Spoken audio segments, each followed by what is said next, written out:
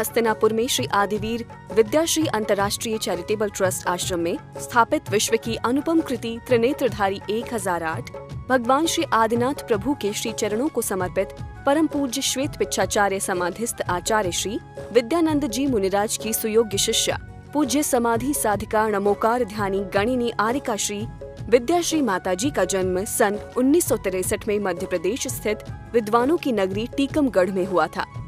पूज्य आरिका श्री विद्याश्री माताजी उनकी गृहस्थ जीवन की जुड़वा बहन है। पूज्य गुरुमां अपनी उम्र के काफी आगे के पायदानों पर पहुंचने के बाद भी अथक अविरल रूप से कठिन साधना करते हुए मोक्ष मार्ग की ओर प्रशस्त रहीं और उनकी करुणाएं देखते हुए हर किसी को ऐसा प्रतीत होता कि अपने साथ साथ अनेक संसारी जीवों के लिए मोक्ष का मार्ग प्रशस्त करना उनका परम लक्ष्य है। और ये सब हो भी क्यों ना, क्योंकि पूज्य आरिका श्री विद्याश्री जैन जगत की श्रेष्ठ आरिकाओं में से एक थी। तभी तो इनकी धर्म के प्रति निष्ठा और समर्पण को देखकर कालांतर में इन्हें पूज्य राष्ट्र संत आचार्य श्री विद्यानंद जी महाराज ने गणिनी पद से विभूषित किया। उम्र बढ़ने के साथ ही पूज्य आरिका श्री का शरीर शिथिल होने लगा और लगातार स्वास्थ्य में गिरावट होने के फलस्वरूप 8 मई 2021 को अपने नश्वर शरीर का ममत्व त्यागते हुए पूज्य गुरुमां ने जीवन की अंतिम बेला में आधि व्याधि और उपाधि से मुक्त होकर शांत भाव से इस नश्वर जगत का परित्याग कर दिया। दिगंबर जैन आरिका परंपरा की ये उत्कृष्ट परिणीति थी। आपका पार्थिव शरीर भले ही विसर्जित हो गया हो, परंतु आपके ज्ञान और वैराग्य की ज्योति निरंतर प्रकाशित होती रहेगी और आने वाले हर साधक का मार्ग आलोकित करती रहेगी। पूज्य गुरुमां नमोकार ध्यानी गणिनी आरिका श्री विद्याश्री माताजी के श्री चरणों में शत शत नमन, कोटि कोटि वंदन। जय जिनेंद्र बंधुओं, अभिनंदन है आप सभी का इस विशेष प्रस्तुति श्रृंखला में, जिसमें आप प्रतिदिन देख रहे हैं सुप्रसिद्ध तीर्थ हस्तिनापुर के श्री आदिवीर विद्याश्री अंतर्राष्ट्रीय चैरिटेबल ट्रस्ट साधना शिवोदय आश्रम में विश्व की अनुपम कृति त्रिनेत्रधारी 108 भगवान श्री आदिनाथ प्रभु के श्री चरणों में 16वीं बार आयोजित 41 दिवसीय संकट हरण श्री नमोकार महामंत्र विधान एवं जप अनुष्ठान के मनोरम दृश्य।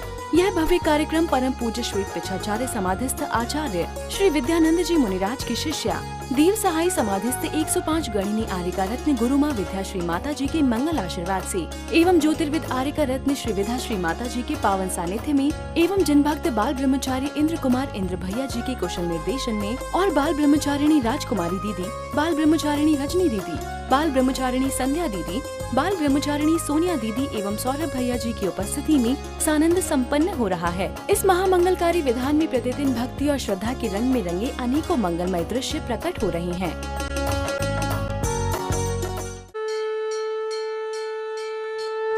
प्रतिदिन की भांति कार्यक्रम का प्रारंभ करते हुए सभी भक्त विश्व की अनुपम कृति 1008 त्रिनेत्रधारी भगवान आदिनाथ का विविध भांति मंगल अभिषेक किया जाता है। ओम ह्रीं वृषभादिवीरान्ताञ्जलिना स्नपयामि चतुर्गति विनाशनम चतुर्कुम्भ कलशधारा जिनाभिषेक सिंचामि जब हमारा प्रभु ज्ञान उपाय। मंगल अभिषेक के उपरांत भगवान की पावन शांति धारा संपन्न की गई।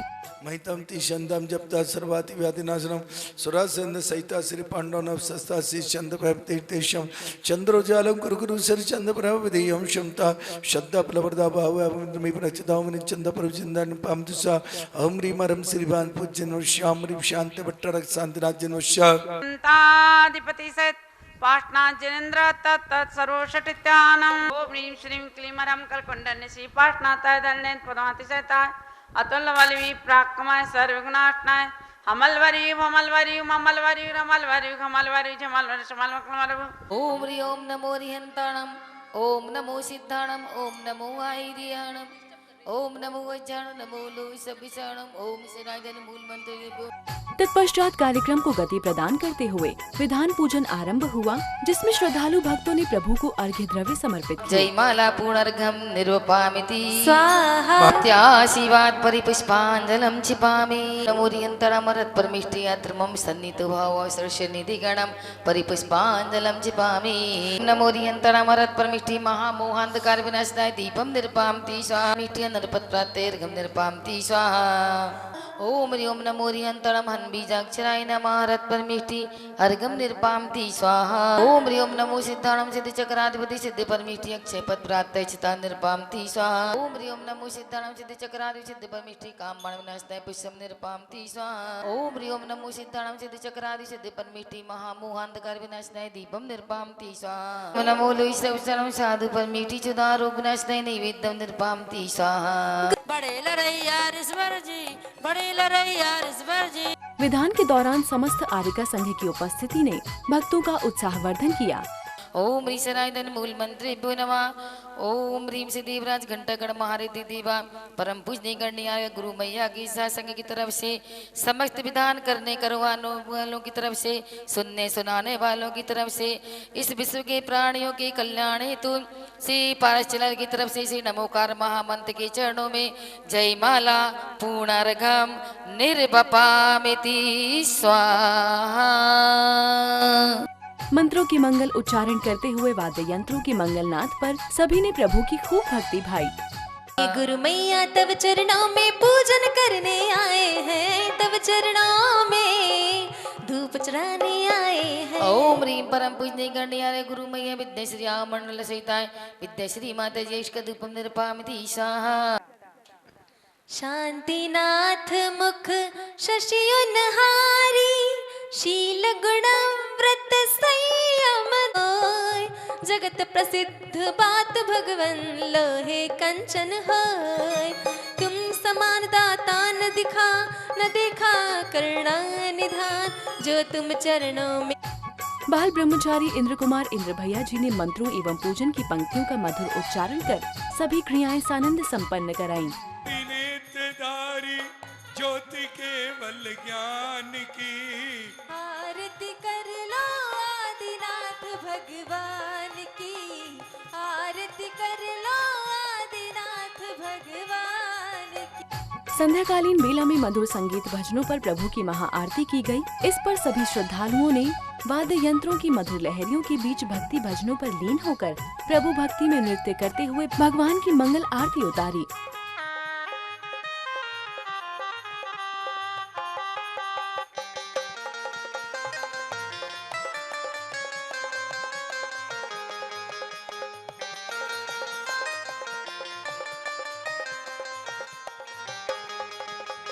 त्रिशूल रत्ना एक ज्ञान कराता है। नेत्रधारी ज्योति केवल ज्ञान की, आरती कर लो आदिनाथ भगवान की। नेत्रधारी ज्योति केवल ज्ञान की, आरती कर लो आदिनाथ भगवान। सघन विघन नस जावत है, सघन विघन नश जावत है। जो तारी शरणा आवत है, जो थारी शरणावत है। कुंडधीश्वरा आरती हरि कल कुंडधीश्वरा आरती हारी।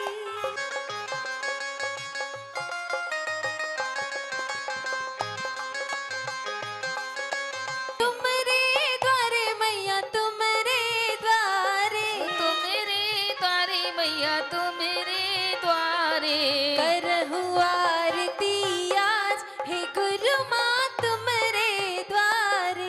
करहु आरती आज हो गुरु माँ तुम्हारे द्वारे। आरतिया करो घंटा करण की, जिन पद सेवक धर्म धरन की। आरतिया करो घंटा करन की, जिन पद सेवक धर्म धरन की। मावती माता दर्शन की बलिहारिया। तदुपरांत पूज्य आर्यका रत्न श्री विधा श्री माता जी ने अपने मंगल उद्बोधन देकर सभी को कृतार्थ किया। इच्छा निरोध तपः, इच्छाओं का निरोध करना तप है। इच्छाओं का निरोध करना ये तप का मूल उपदेश है। मूल उपदेश क्या है? कहते हैं कि इच्छाओं का निरोध, तो कहते जो अज्ञान पूर्वक और ख्याति लाभ पूजा के लिए जो तप किया जाता है, वह अज्ञानता पूर्वक जो तप है वह निर्जरा का कारण नहीं होता है।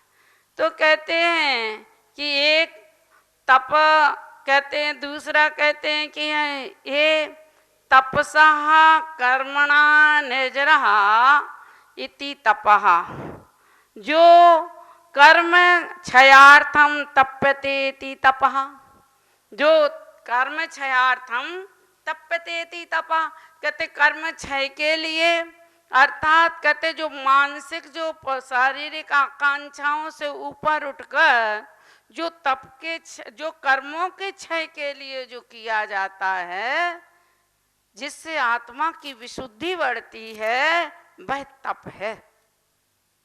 तप आत्मा की विशुद्धि के लिए किया जाता है, ख्याति लाभ पूजा के लिए नहीं किया जाता। फिर कहते हैं कि निर्दहनम इति तपः, निग्रहो निर्दहनम इति तपः, जिससे कर्मों की निर्जरा होती है, जिससे कर्म का दहन होता है, जिससे कर्म भस्म होते हैं, वह तप है।